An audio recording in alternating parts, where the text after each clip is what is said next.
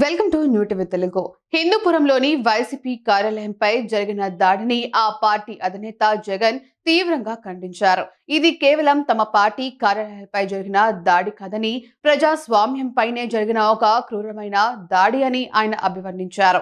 TDP నేతలు, బాలకృష్ణ అనుచరులు సాగించిన ఈ దౌర్జన్యం అత్యంత హేయమైన ఆటవిక చర్య అని మండిపడ్డారు.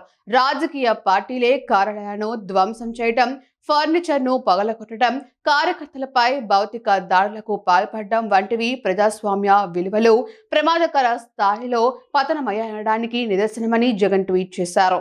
ఈ దాడి సమయంలో పోలీసులు వ్యవహరించిన తీరు అత్యంత ఆందోళనకరమని జగన్ విమర్శించారు. వారి నిశ్శబ్దం కేవలం నిర్లక్ష్యం కాదని, అది ఒక హెచ్చరిక అని ఆయన అన్నారు. ఆంధ్రప్రదేశ్లో శాంతి భద్రతల వ్యవస్థను ముఖ్యమంత్రి చంద్రబాబు తన రాజకీయ ప్రయోజనాల కోసం, రాజకీయ ఎజెండా కోసం బహిరంగంగా దుర్వినియోగం చేస్తున్నాడనడానికి ఈ ఘటనే నిలువెత్తు సాక్ష్యమని ఆరోపించారు. పోలీసులు ప్రేక్షక పాత్ర వెనుక ప్రభుత్వ పెద్దల అండదండలు స్పష్టంగా కనిపిస్తున్నాయని విమర్శించారు. హిందూపురంలో టీడీపీ ప్రదర్శించిన ఈ క్రూరత్వ చంద్రబాబు నాయకత్వం ఏ విధంగా గుంపులను రెచ్చగొడుతుందో, హింసను ఎలా ప్రోత్సహిస్తుందో స్పష్టం చేస్తుందని జగన్ పేర్కొన్నారు. భయం, దౌర్జన్యాలతో రాజకీయ ప్రత్యర్థులను అణచివేయాలని చూస్తున్నారని దుయ్యబట్టారు.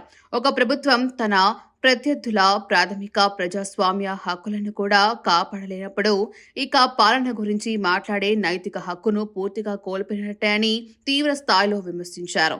ఈ దాడిని తాము తీవ్రంగా ఖండిస్తున్నామని, ఇది కేవలం వైసీపీ కార్యాలయంపై జరిగిన దాడి కాదని, ప్రజాస్వామ్యాన్ని, రాజకీయ స్వేచ్ఛను విశ్వసించే ప్రతి పౌరుడిపై జరిగిన దాడిగా భావిస్తున్నామని జగన్ తన ప్రకటనలో స్పష్టం చేశారు.